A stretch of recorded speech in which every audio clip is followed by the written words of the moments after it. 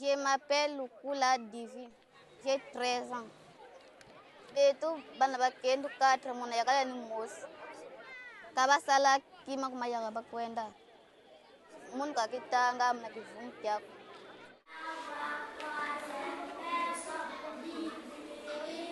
Très bien, bravo pour elle.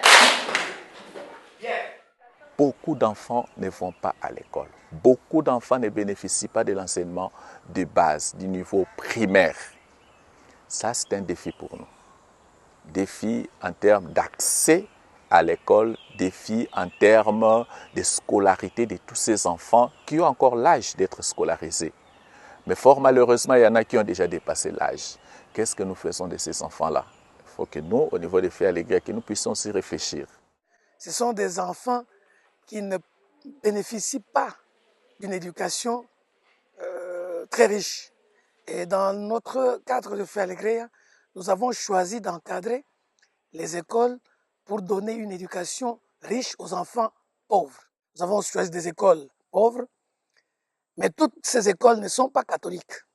C'est la spécialité de Faits Allégrés de notre réseau ici, en RD Congo. Garçon, soi-disant, petit son papa, c'est... Il y a la pauvreté. C'est un milieu agricole où les parents souffrent, même pour faire sortir les marchandises. C'est que la pauvreté domine. Pour payer les frais, c'est difficile. Dès la rentrée, au mois de septembre, vous allez voir, dans votre classe, il y a 60, 80 élèves, 70 élèves. Mais dès le premier trimestre, dès qu'on chasse, vous allez voir, nous allons rester même avec 40 élèves à cause des frais scolaires. Les parents n'arrivent pas à payer ces frais scolaires. Même pour acheter les stylos que son enfant écrit dans la salle de la classe, les parents n'arrivent pas. On dit enseignement primaire, mais dans quelles écoles? Où il n'y a presque pas de bancs, où il n'y a rien d'intéressant qui puisse retenir les enfants, où il n'y a pratiquement rien de qualité. Et le souci des Faits Allégrés, ça c'est notre slogan, c'est une éducation de qualité. Ça concerne les pauvres, mais ça ne doit pas être une éducation pauvre pour les appauvrir davantage. Nous travaillons pour les pauvres pour améliorer leur éducation, la qualité de l'éducation qui leur est donnée, qui leur est assurée. Il y a des enfants qui ne vont plus à l'école à cause de l'argent. Il faut faire quelque chose pour eux. Il y a des enfants qui vont dans des écoles pauvres, des écoles où on ne peut même pas parler des qualités de l'éducation. Et nous sommes présents là-dedans. Parfois, les élèves viennent sans cahier, sans bic, sans stylo. Ils viennent en classe. Les autres n'ont pas de support, mais ils viennent toujours avec leur volonté qu'ils marquent, mais pas de support.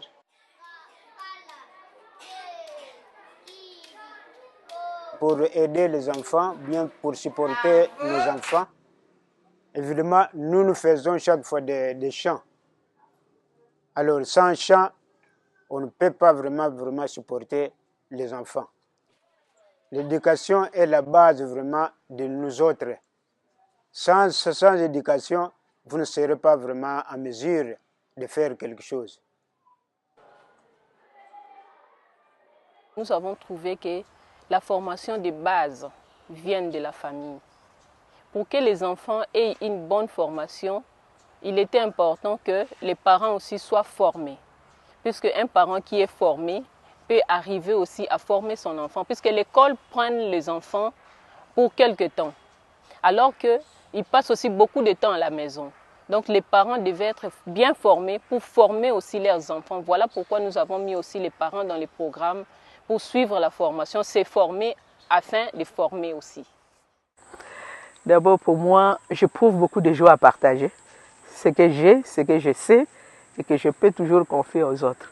Là, c'est vraiment une grande joie. Le système éducatif de ce pays est par terre. Alors, comment mettre en place une structure, foi et joie, dans un contexte si délabré, tous les défis est là, pour ne pas apparaître chaque fois comme quelqu'un qui demande, c'est pas ça l'esprit, mais on voudrait être des personnes qui apportent quelque chose à la Confédération internationale. Et que faut-il apporter à partir du contexte qui est ici, c'est ça le grand défi. Donc être digne, faire quelque chose d'adapté dans un contexte très difficile et très pauvre et garder sa dignité, le grand défi est là. Bueno, los retos a los que nosotros hemos respondido ha sido a partir de un poco de la situación del sitio que conocíamos. No hemos querido comenzar escuelas nuevas, sino que nos hemos acercado a las escuelas que estaban ya funcionando y les hemos propuesto una formación, un acompañamiento, y eso es lo que hemos hecho en Kimuenza, en Kisantu y luego más tarde en Kikwit. Il y a 3 types d'éducation. L'éducation formelle, nous sommes là, parce que nous encadrons, nous accompagnons des écoles. Éducation non formelle, avec les différents programmes extrascolaires, notamment à Bonsomi.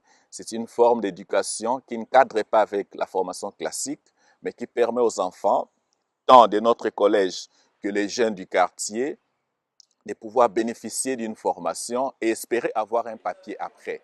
Toutes les conférences que nous faisons avec les enfants, tout ce que nous faisons avec les mouvements des jeunes, ce n'est ni l'éducation formelle, ni l'éducation non formelle, c'est de l'éducation informelle. En fait, nous avons 2 catégories d'élèves. D'abord, nos propres élèves qui sont du collège, une vingtaine, qui apprennent la poterie et la peinture et les dessins. Nous avons maintenant les jeunes qui nous viennent de la cité. Ceux-là qui n'ont pas d'emploi, qui n'ont rien à faire, qui n'ont rien. Alors ils ont profité, quand ils ont entendu qu'il y a un centre qui est ouvert au collège, José Maria Velaz, et ils se sont présentés pour qu'ils puissent au moins apprendre ces métiers. Pour qu'à l'avenir, qu'ils puissent quand même être des artistes qui peuvent se nourrir à travers les arts qu'ils font.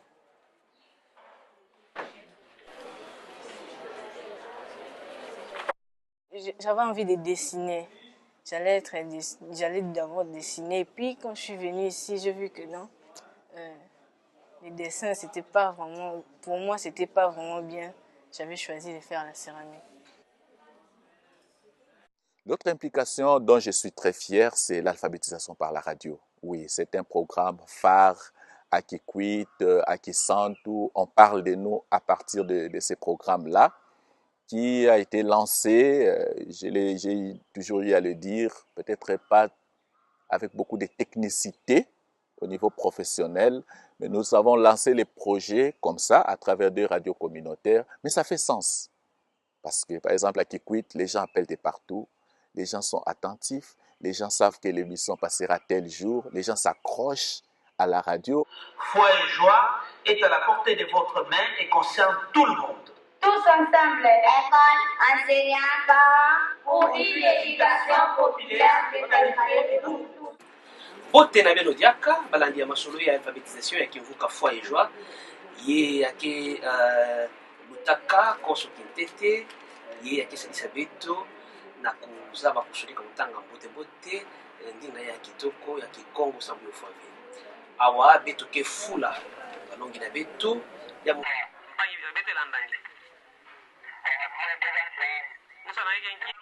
La langue maternelle, souvent ici chez nous, c'est un peu négligé.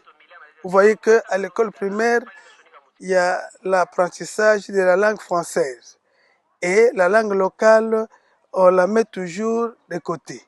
Alors c'est pourquoi les enfants, c'est pas seulement les enfants, il y a des parents aussi qui ne savent pas écrire et lire.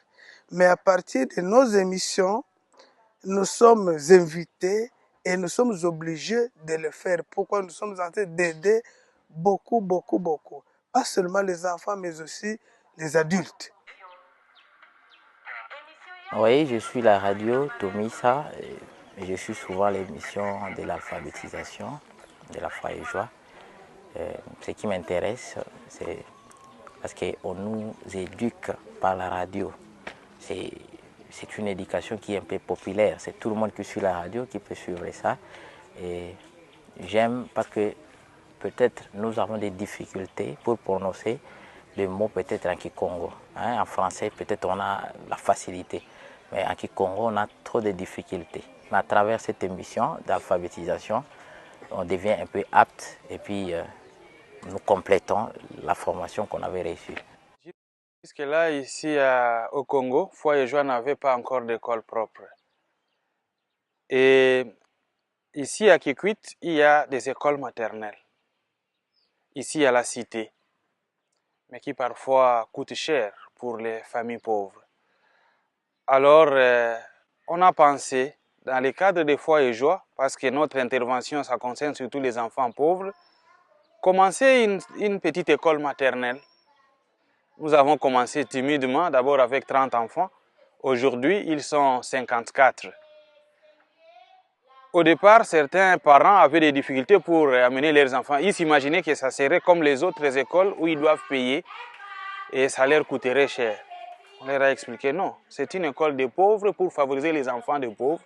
Et c'est à partir de là qu'il y a eu un engouement. Il y a maintenant 54 enfants, filles et garçons, qui étudient. En majorité, ce sont des filles. Sur 54, il y a presque 33 qui sont des filles.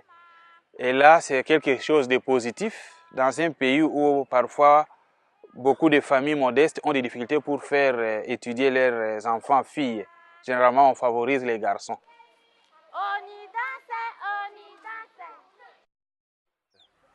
Et les écoles ne sont pas situées au même endroit parce que c'est une paroisse très grande. Il y a des écoles des villages et il y a des écoles qui sont à la mission. Et certains week-ends, 3 fois l'an, nous organisons des formations pour ces directeurs-là, pour les enseignants, pour aider un peu à élever leur niveau. Qu'est-ce qui se passe? Nous avons de très bons enseignants ici au Congo qui ont été bien formés, mais avec les années qui passent, il y en a qui ne sont pas recyclés. Et compte tenu des problèmes économiques aussi, il y en a qui sont incapables de s'acheter un livre pour continuer leur formation permanente ou d'aller faire des recherches sur Internet. C'est comme ça que Foi et Joie a choisi comme un des premiers secteurs la formation des enseignants et des directeurs. Là, chez nous, nous enseignons les enfants, suite surtout à la formation qu'on a eue, la formation de Foi et Joie. Nous avons découvert beaucoup de choses. On avait commencé, vous savez qu'il y avait la méthodologie traditionnelle qui avait primé, ça fait longtemps, mais avec cette méthodologie moderne, vraiment ça nous a beaucoup instruit et ça a corrigé la méthodologie traditionnelle. À Sadisana, nous avons 3 écoles. Une école catholique qui est tenue par des religieuses, des sœurs annonciades, une école protestante et une école kimbanguiste. L'idée, c'est d'intégrer toutes les confessions, intégrer aussi les écoles publiques pour essayer d'assurer cette formation, ce recyclage.